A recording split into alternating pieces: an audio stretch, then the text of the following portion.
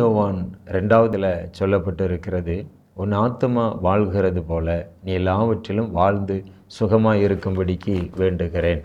உன் ஆத்துமா வாழ்கிறது போல, நம்முடைய ஆத்துமா நம்ம வாழ வைக்கணும்.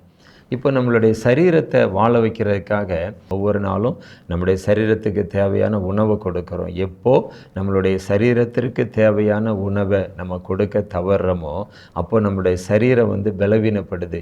அதே மாதிரி தான் உங்கள் ஆத்துமாவும் பலவீனப்பட முடியும். உங்கள் ஆத்துமாவை நீங்கள் வாழ வைக்கணும். உங்கள் ஆத்துமா வாழ வைக்கிறதுக்கு தேவனுடைய வார்த்தையினால் உங்களுடைய இருதயத்தை நீங்கள் நிரப்பணும்.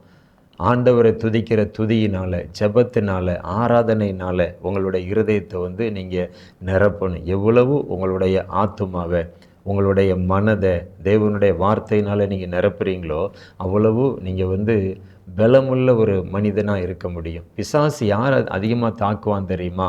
யார் பலவீனமாக இருக்கிறாங்களோ, சரீரத்தில் இல்லை ஆவியில் யார் பலவீனமாக இருக்கிறாங்களோ அவங்கள பிசாசு தாக்குவான். நீங்கள் ஆவியில் பலவீனமாக இருந்தீங்க அப்படின்னா பிசாசு உங்களை மறுபடியும் தாக்கிக்கிட்டே இருப்பான். இப்போது உங்களுடைய ஆத்மாவுக்கு நீங்கள் கொடுக்க வேண்டிய அந்த ஆவிக்குரிய உணவாக இருக்கிற தேவனுடைய வார்த்தை, அந்நிய பாஷையில் ஜெபிக்கிற ஜெபம், ஆண்டவரை துதிக்கிற துதி, இதை நீங்கள் கொடுக்க தவறும்போது உங்கள் ஆத்மா பலவீனப்படுது.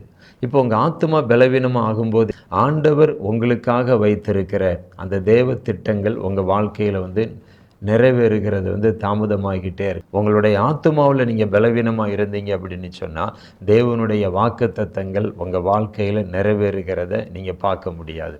இப்போது கர்த்தர் உங்களுக்கு கொடுத்திருக்கிற வாக்குத்தத்தங்கள் உங்களுடைய வாழ்க்கையில் நிறைவேறணும் அப்படின்னா அதுக்கு நீங்கள் செய்ய வேண்டிய காரியம் என்ன தெரியுமா? வேத வசனத்தினால் உங்களுடைய இருதயத்தை நீங்கள் நிரப்பணும்.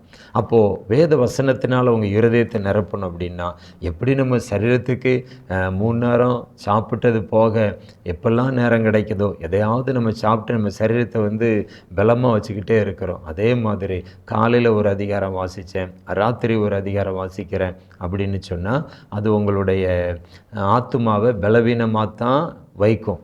நீங்கள் எவ்வளவு சரீரத்துக்கு முக்கியத்துவம் கொடுக்குறீங்களோ அதை விட அதிகமாக உங்களுடைய ஆத்துமாவுக்கு நீங்கள் முக்கியத்துவம் கொடுக்கணும்.